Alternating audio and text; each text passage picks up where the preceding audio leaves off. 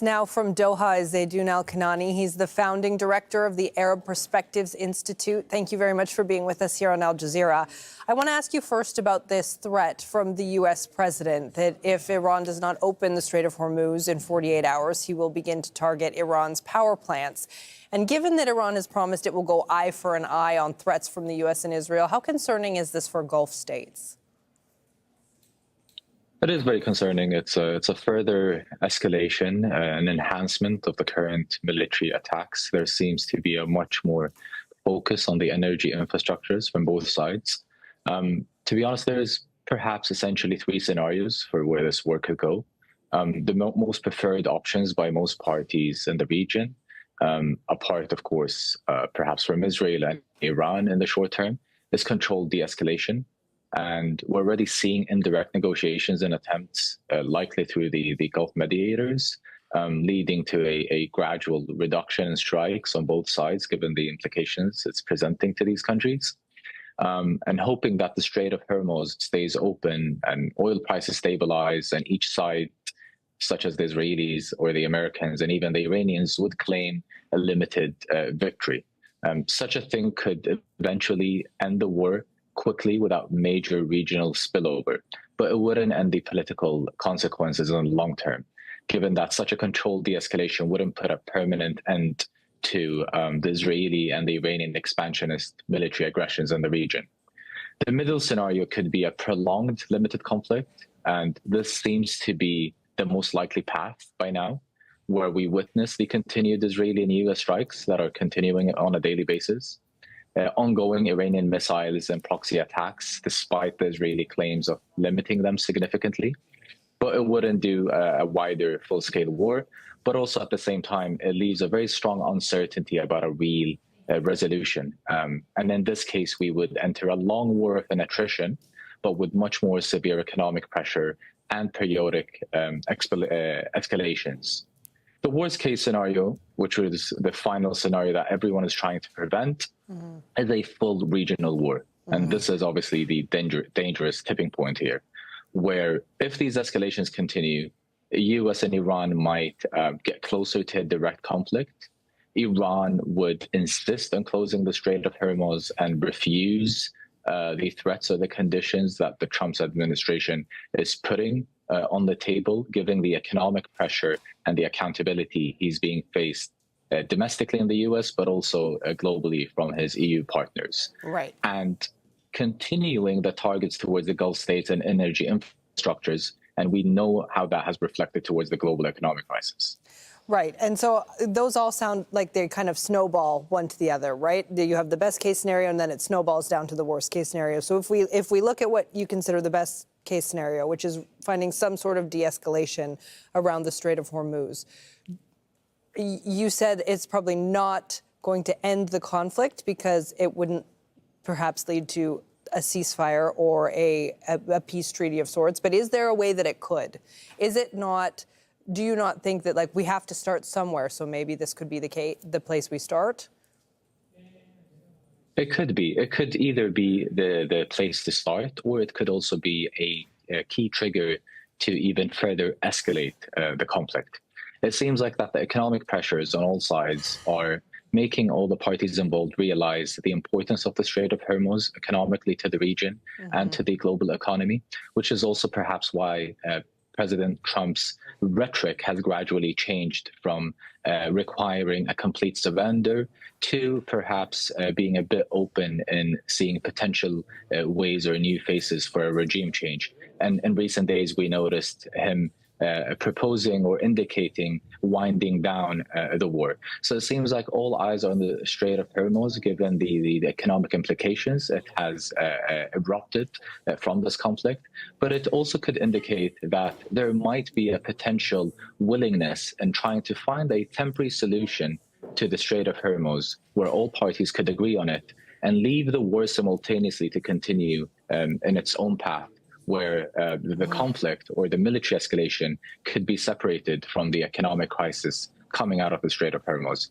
Now, that might leave a short-term solution to some of the economic crises that this war has presented, but it also creates a very alarming long-term consequence where we're normalizing and establishing a mature conflict that can stay for a much longer period of time, as long as the economic solutions and agreements around the Strait of Hormuz would have been established. Right, as long as nobody else around the world is feeling the pinch from it and things like that are being hit. How significant are those going to be going forward if these kind of strikes continue? Extremely significant, because the ecological threats that we were noticing since the beginning of the war was noticed in an indirect way, where some of these attacks were seen as unintentional or expected attacks of overarching targets from both the Israeli and the US side, but also the Iranian side. But now we're noticing that all the parties involved are rationalizing and normalizing the idea that they are intentionally targeting these energy infrastructures, which means that we would even expect a much more consequential outcome of these attacks. There's been warnings since the early days about this war that the ecological and the environmental consequences of this war can maintain and remain and stay amongst the region for many decades, even if the war were to end in the next few days or the few weeks. But I think what we're also witnessing is a very dangerous tipping point in international relations, but also diplomacy, where we're normalizing and witnessing policymakers and regional and international leaders proposing and discussing attacking one another's energy infrastructures as if it's just another set or list of military bases. It's a very dangerous escalation. It's a very dangerous transition in the rhetoric and the discourse of war in today's world. Zeidon Alkinani, we appreciate your insight here on Al Jazeera. Thank you for being with us. He's the founding director of the Arab Perspectives Institute. Very good to have you with us on Al Jazeera. Let's talk about this threat that Donald Trump has posted, saying the U.S. is going to hit Iran's power plants if the Strait of Hormuz isn't opened within 48 hours. He says he's going to hit the biggest first. People are speculating that means the Bushehr nuclear plant on the Gulf Coast. That would have significant impact for the region. Having said that, we have seen this kind of deadline-specific driven ultimatum before. How likely is it, do you think, that the US would carry out an attack like that? Well, Trump is trying to ensure that he can conduct a military operation that would shed the light away from the international accountability regarding the economic crisis that's been caused domestically to the US economy, but also the European and the global economy. Now, if such an attack would be conducted, we are looking at two different levels of escalations. One is a further economic one, as the retaliation that was promised or threatened by the Iranians wouldn't only include the U.S. interest or economic and energy infrastructures in the region, but they're also simultaneously connected to the economies of the region. The second threat would be an ecological one, as we know what this will cause to the environment of the region. We've already been discussing the threats and the risks that such attacks are causing the air, the oxygen, the sea. These things, as much as they're economically costly, they will also play a vital role in finding so many difficult ways for so many of these regional states in finding environmental solutions and the long-term consequences of the war.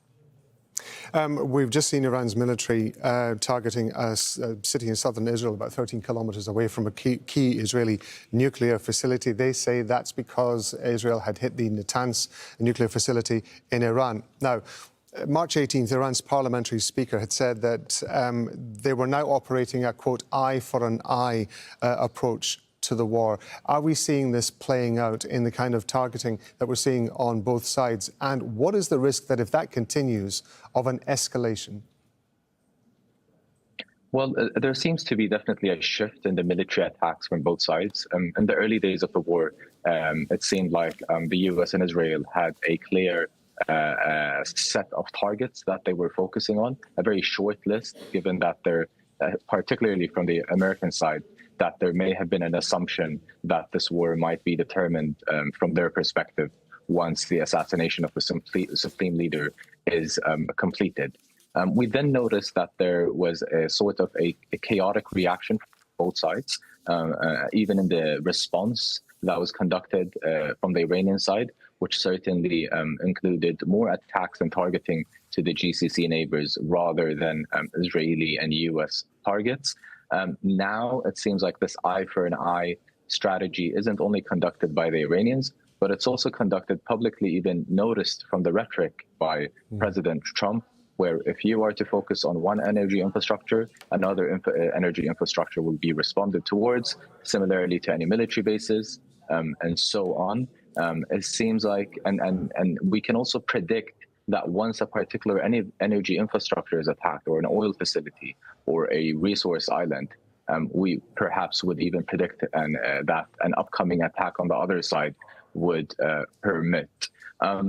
There also seems to be, in parallel to the military conflict on the ground, there seems to be an economic negotiations in the background between different parties. Some are considered to be third-party mediators, and sometimes there seems to be indirect negotiations, perhaps between the Iranians and the Americans, perhaps trying to find a way how they could negotiate a solution or a temporary solution to the Strait of Hormuz, where both sides and all sides involved and impacted could perhaps find a way to benefit from a potential passage that wouldn't be related or impacted by the continuity of the war. And that in itself is also a very alarming escalation.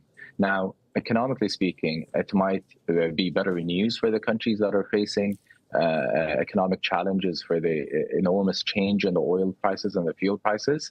But militarily speaking, it might mean that we would be normalizing the idea of continuing the war and allowing it to sustain, allowing the war to become much more developed and established and mature, regardless of what takes place in the Strait of Hormuz and all the other resource facilities in the region. Zeidon Alkinani is founding director of Arab